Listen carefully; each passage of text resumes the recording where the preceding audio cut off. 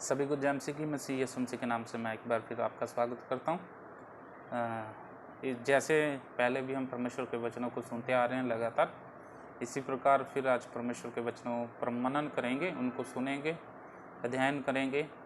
जैसे कि आज मैं आपके साथ शेयर करना चाहता हूँ मरकुस की अंजील से। मरकुस उसका 7 अध्याय उसकी 1 आयत से 13 आयत तक हम देखेंगे। ठीक है, परमेश्वर के वचनों को। ये बहुत ही अच्छा टॉपिक है और हमारे सीखने के लिए है, और इनसे हम क्या बातें सीख सकते हैं आज मैं आपके साथ शेयर करूंगा। और मैं चाहता हूं कि इस वचनों को आप पूरा सुने, ध्यान से सुने, क्योंकि ये बहुत वचन परमेश्वर के महत्वपूर्ण होते हैं हमारे जीवन के लिए। ये हमें सही मार्ग की ओर लेकर जाते हैं। और मैं हमेशा अपनी वीडियो में ये दिखाता हूँ लोगों को और कहता हूँ कि वचन को पूरा सुने, ताकि हम अपने जो है जीवन को एक सही मार्ग की ओर लेकर चलें। और अगर आपने अभी तक हमारे चैनल को सब्सक्राइब नहीं किया तो चैनल को सब्सक्राइब करें, क्योंकि अब जो मैं वचन स्टार्ट करना चाहता हूँ वो मैं पार्ट में स्टार्ट करूँगा। ये पार्ट 1 है। पार्ट 1 हम देखेंगे मरकुस 7 अध्याय उसकी 1 से 13 से, और आज ऐसे ही इस पूरे अध्याय को हम सीखेंगे। और पार्ट 2 भी आएगा, पार्ट 3 भी आएगा। तो चैनल को सब्सक्राइब कर लीजिए, बेल आइकन को दबाइए, ताकि आप जो पार्ट्स हैं वो मिस ना कर पाएँ, क्योंकि परमेश्वर के वचन को अच्छे से हम सुने और उन पार्ट्स को देखें, ताकि हम एक सही मार्ग की ओर या एक सही वचनों की ओर बढ़ें और अपनी ज़िंदगी में अनुभव करें कि परमेश्वर हमारी ज़िंदगी से क्या चाहता है और आज हम किस तरफ बढ़ रहे हैं और किस तरफ नहीं बढ़ रहे हैं। ठीक है, चैनल को सब्सक्राइब कीजिए, ज़्यादा से ज़्यादा शेयर कीजिए। जैसे ही आप सब्सक्राइब करते हैं तो हमें भी अच्छा लगता है कि हमारी कम्युनिटी या हमारे लोग जो हमसे जुड़ रहे हैं वो वचनों को सुनने के लिए उत्सुक हैं, या वचनों को सुनना चाहते हैं, हमारे साथ जुड़ना चाहते हैं। तो चैनल को जब आप सब्सक्राइब करते हैं तो हमें भी अच्छा लगता है कि हाँ, परमेश्वर के वचन ज़्यादा से ज़्यादा लोग सुन रहे हैं और वो आगे भी इन पार्ट्स को सुन सकते हैं। क्योंकि अगर आपने सब्सक्राइब किया होगा, बेल आइकन को दबाया होगा, तो आपके पास एक नोटिफिकेशन आ जाएगा और उस नोटिफिकेशन के माध्यम से आप हमारी सभी वीडियो को देख सकते हैं। और चलिए परमेश्वर के वचनों को शुरू करते हैं। और परमेश्वर को वचनों बहुत ही महत्वपूर्ण है और इन्हें हमें सुनना बहुत ही अवश्य है। मरकुस 7 अध्याय उसकी 1 से 13 में अगर हम देखें तो यहाँ पर प्रभु यीशु मसीह और उनके चेले खाना खाने के लिए बैठे हैं, और जैसे वो खाना खाना चाहते हैं तो वो हाथ नहीं धोते अपने और खाना खाने के लिए बैठ जाते हैं। और उसी समय वहाँ पर फरीसी या शास्त्री लोग जो अपने आप में बहुत विद्वान हैं, पढ़े लिखे हैं, वो वहाँ पर आते हैं और प्रभु यीशु मसीह को टारगेट करते हैं। प्रभु यीशु मसीह को बोलते हैं कि तुम तो उनके गुरु हो, तुम भी उनको नहीं सिखाते कि जब खाना खाना चाहिए हमें तो हमें अपने हाथ धोकर खाना चाहिए। तो प्रभु यीशु मसीह उनको क्या जवाब देते हैं और इन सभी चीज़ों का क्या मतलब है, वो आज मैं आपके साथ शेयर करूँगा। और बहुत ही मतलब कि सोचने काबिल है और हमें सोचने पर मजबूर करता है कि आज हम किस मार्ग की ओर जा रहे हैं।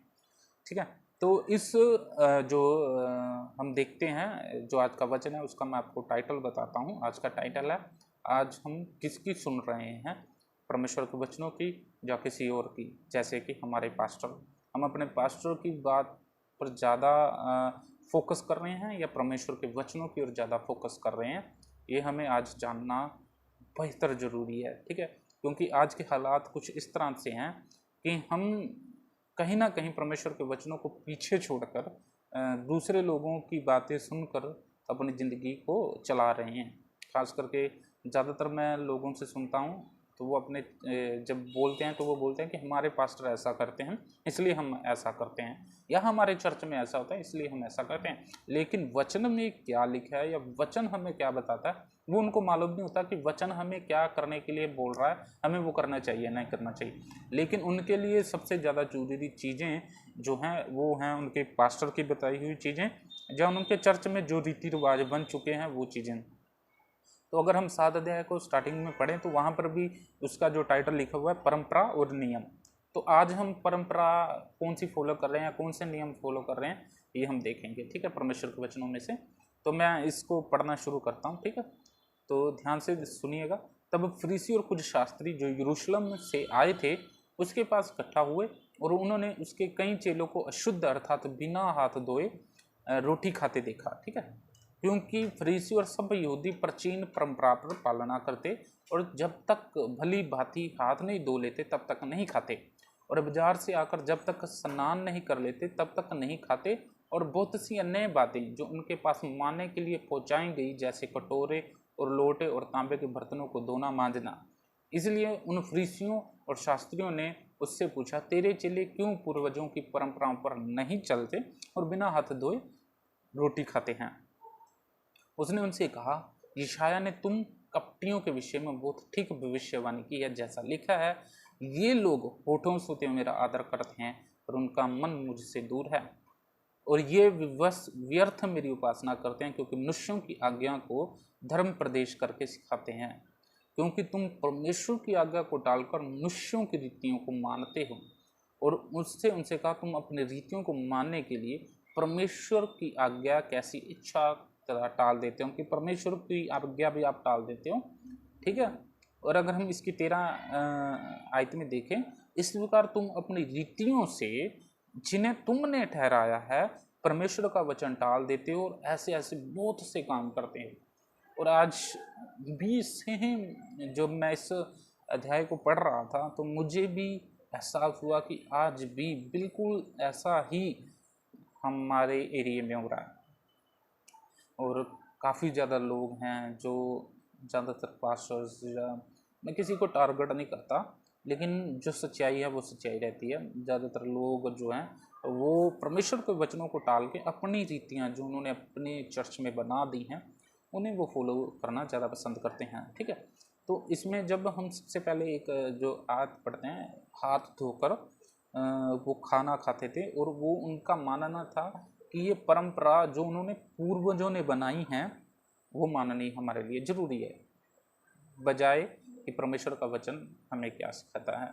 तो यहाँ पर भी जो रब्बी थे या जो अपने आप को अच्छे विद्वान या मास्टर समझते उस समय के, उनको ये होता था कि मैं अपने हम परमेश्वर के साथ बहुत करीब हैं, परमेश्वर के हम बहुत क्लोज हैं परमेश्वर के, हमें हाथ धोना है, हमें स्नान करना है, हम पापियों से दूर रहते हैं, हम न जाने क्या क्या करते हैं। लोगों को दिखाते थे कि हम प्रार्थना करते हैं, चुरायों में खड़ के प्रार्थना करते हैं, लोगों को दिखाना है कि हम तो व्रत रखते हैं, हम नहाते हैं, हर टाइम हम क्या क्या जो भी परंपराएं उन्होंने बना रखी थी उनको फॉलो ज़्यादा करना है, इसके बजाय कि वो परमेश्वर के वचनों को फॉलो करें। और प्रभु यीशु मसीह ने यहाँ पर एक बहुत ही शब्द, जो कठोर शब्द यहाँ पर यूज़ किया, कपटियों के समान करते हैं, और इंग्लिश में हिपोक्राइस्ट। तो ये जो हैं कपटी लोग जो परमेश्वर के राज्य में प्रवेश नहीं कर सकते। तो कपटीपन जो होता है ये बहुत ही खतरनाक चीज़ है, जो हमें हम खुद को एहसास दिलाते रहते हैं कि मैं परमेश्वर के बहुत करीब हूँ, और लोगों को भी हम एहसास दिलाते हैं कि मैं परमेश्वर के बहुत करीब हूँ। ये कपटी जो लोग होते हैं ये खुद को अपने आप को ही मतलब कि साबित करने के लिए कि हम परमेश्वर के कितना करीब हैं, और लोगों को दिखाने के लिए हम परमेश्वर के कितना करीब हैं, ये सब कुछ करते हैं। और परमेश्वर उन लोगों को कपटियों की न्याय समझते हैं। ठीक है। जो अपने ही रीति रिवाजों के घिरे हुए हैं, लेकिन वो परमेश्वर के वचन को, और परमेश्वर का वचन यहाँ पर लिखता है, ये लोग होठों से मेरा आदर करते हैं, लेकिन इनके दिल जो हैं वो बहुत ही दूर हैं। आज अगर देखें तो सेम सिचुएशन हो रखा है हमारे पंजाब में या और अन्य जगहों में। मैं पंजाब को क्यों टारगेट करता हूँ कि यहाँ पर बहुत सा, मैं क्या बताऊँ, बहुत सा एक परंपरा उन्होंने बना दी है चर्चों में। अनॉइंटिंग ऑयल खरीदना है, अनॉइंटिंग वाटर खरीदना है, अनॉइंटिंग सॉल्ट खरीदना है, ब्ला ब्ला पता नहीं क्या क्या है। अगर वो आप खरीदोगे तो आपके घर में आशीष आएगी। फिर एक परंपरा बना दी है कि आपके लिए अगर भविष्यवाणी होती है तो आप बहुत लकी हैं, और लोग वो भविष्यवाणी लेने के लिए पता नहीं क्या क्या नहीं करते हैं, पैसे देकर प्रार्थना करवाते हैं कि पैसे लीजिए, हमारे लिए प्रार्थना कीजिए। फिर पास्टर लोगों ने ऐसा अपना जो है रूल्स या परंपरा बना रखे हैं कि अगर हम आप पर प्रार्थना करेंगे तो आप मतलब कि आपको क्या कुछ नहीं मिलेगा, आपको मतलब कि आप परमेश्वर के करीब हो जाएंगे। ठीक है। पता नहीं क्या क्या परंपरा बना रखी है, सुनने में आता है तो ये सब अजीब लगता है सुनने में। ठीक है, अब अनोइंटिंग ऑयल कहाँ पर लिखा है कि अनोइंटिंग ऑयल आपको बेचना है?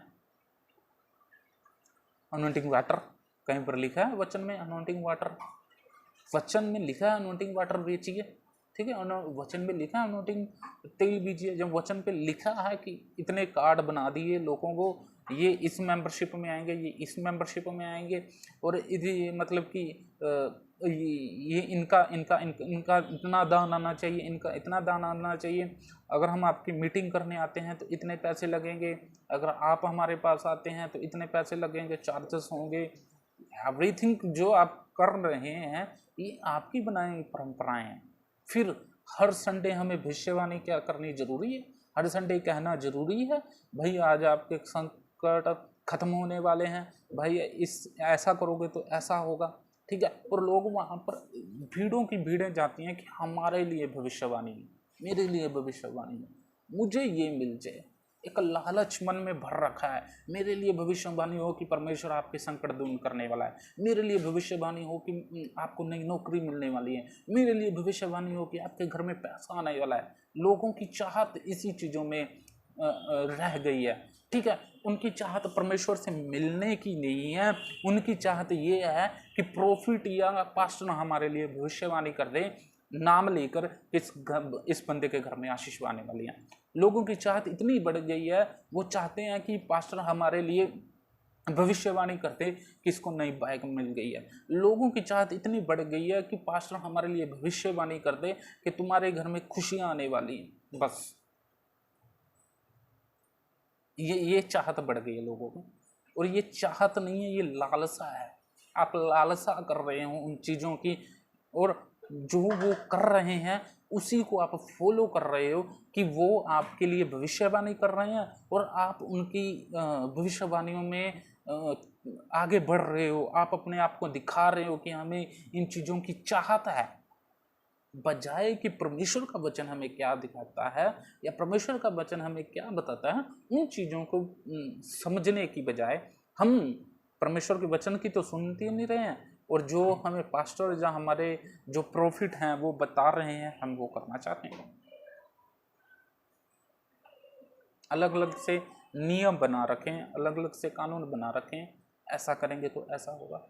तो परमेश्वर का वचन का उन लोगों के लिए एक कपटियों के न्याय शब्द यूज करता है, जिन्होंने परमेश्वर के वचन को नहीं लेकिन अपनी चीज़ों को ठहरा रखा है, ठीक है। परमेश्वर का वचन कहीं भी नहीं कहता कि आप लालसा करें, फिर भी हमारे मन में लालसा है कि हमारे लिए भविष्यवाणी हो। परमेश्वर का वचन चाहता है कि आप सिर्फ और सिर्फ उसे प्यार करें, तन से, मन से, ठीक है। तो ये सभी चीज़ें मैं पहले भी बता चुका हूँ। अगर आप परमेश्वर को सच्चे दिल से प्रेम करते हैं तो ये सभी चीज़ें आपकी ओर बढ़ेंगी, आपको मिलेंगी। आपको भविष्यवक्ता की ज़रूरत नहीं है, आपको भविष्यवाणी की ज़रूरत नहीं है कि आज आपके घर में आशीष आने वाली है। ऑलरेडी बाइबल में लिखा है कि आपको आशीष मिलेगी। परमेश्वर आपसे प्रेम करते हैं, वो ऑलरेडी बाइबल में लिखा है कि परमेश्वर आपसे प्रेम करते हैं। अगर आपको कुछ मिलना है तो वो बाइबल में लिखा हुआ है, बाइबल की सुने, परमेश्वर के वचनों की सुने, किसी मनुष्य के नहीं। फिर हमें कुछ ना कुछ खरीदना है, अनॉइंटिंग ऑयल खरीदना है, वाटर खरीदना है, ये सब चीजें क्या हैं? ये हमारी तरफ से बनाई गई परंपराएं हैं, ये परमेश्वर की तरफ से नहीं। और हम इन चीजों को परमेश्वर का वचन कहते हैं और इन चीजों को बढ़ावा देते हैं और परमेश्वर के वचन को पीछे करते जा रहे हैं।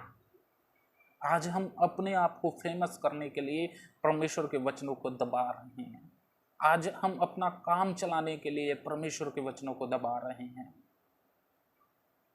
परमेश्वर के वचन हमारे प्रिय लिए बहुत जरूरी है। हमारे लिए मैं आपको बता देना चाहता हूँ, परमेश्वर के वचन हमारे लिए बहुत जरूरी है।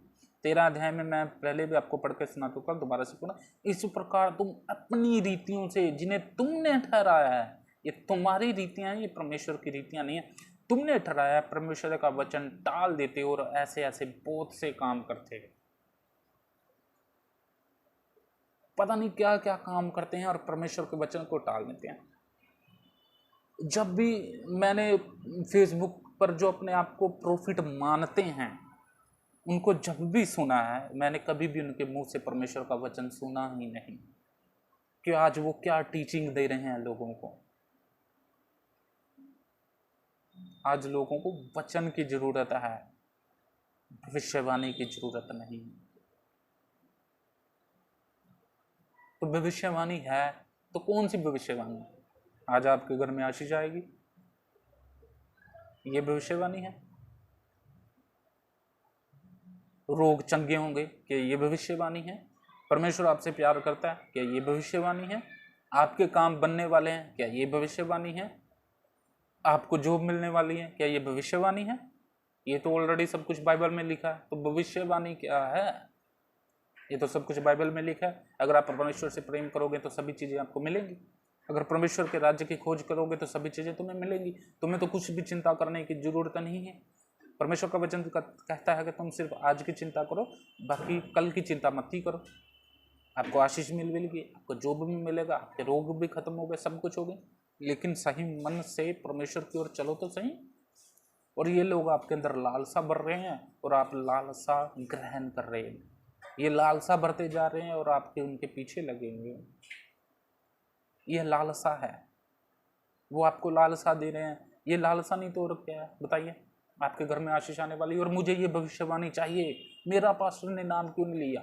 मेरा नाम लेकर बोलें कि इसके घर में आशीष आने वाली, मेरा नाम लेकर बोलें कि इसके घर में जॉब आने वाली है, मेरा नाम लेकर बोलें कि इसके घर में ये होने वाला है। मुझे मेरा नाम सुनना है। हम उस लालसा में फंसते जा रहे हैं दिन प्रतिदिन।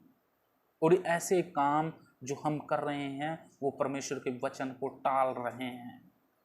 जैसे हम इतना टाइम इन चीज़ों पे वेस्ट कर रहे हैं लोगों को बताने के लिए कि आपके घर में ये आना चाहिए, उतना टाइम हम परमेश्वर का वचन लोगों को सिखाने में व्यतीत क्यों नहीं करते? हम क्यों नहीं लोगों को कहते कि वचनों को पढ़ो? हम क्यों नहीं कहते कि वचनों में मजबूत करो? हम क्यों नहीं कहते कि परमेश्वर में बने रहो? हम क्यों नहीं कहते कि जाओ जाके प्रचार करो? हम क्यों नहीं कहते हैं कि परमेश्वर में बढ़ते रहो, तुम्हें सब कुछ मिलेगा? ये सब ज़्यादा चीज़ें ज़्यादा जरूरी हैं कि ये ज़्यादा जरूरी है कि आज तुम्हारे घर में ये होने वाला, ये होने वाला? हम अपनी रीतियों को बनाकर परमेश्वर के वचनों को टाल रहे हैं। जो हमारी रीतियां लोग वो फॉलो करना चाहते हैं। हमने बना दिया, हमने कह दिया कि अनॉइंटिंग ऑयल खरीदना पड़ेगा तो लोग भाग रहे हैं अनॉइंटिंग ऑयल खरीदने। हमने बना दिया अनॉइंटिंग वाटर खरीदना पड़ेगा तो लोग भाग रहे हैं अनॉइंटिंग वाटर लेने के लिए। लेकिन वचनों को किसी को पढ़ी नहीं है, वचन में क्या लिखा है। लोगों को भी नहीं पता कि वचन में लिखा है कि नहीं लिखा। जो पास्टर ने बोल दिया हम उनकी सुनते जा रहे हैं, जो उन्होंने कह दिया हम उनकी सुनते जा रहे हैं, लेकिन हमको ज्ञान ही नहीं है वचन में लिखा क्या। परमेश्वर आपसे प्रेम करते हैं ये तो पहले से वचन में लिखा है। परमेश्वर आपकी आशीष देंगे ये तो पहले से वचन में लिखा है। तो नई भविष्यवाणी क्या है भाई?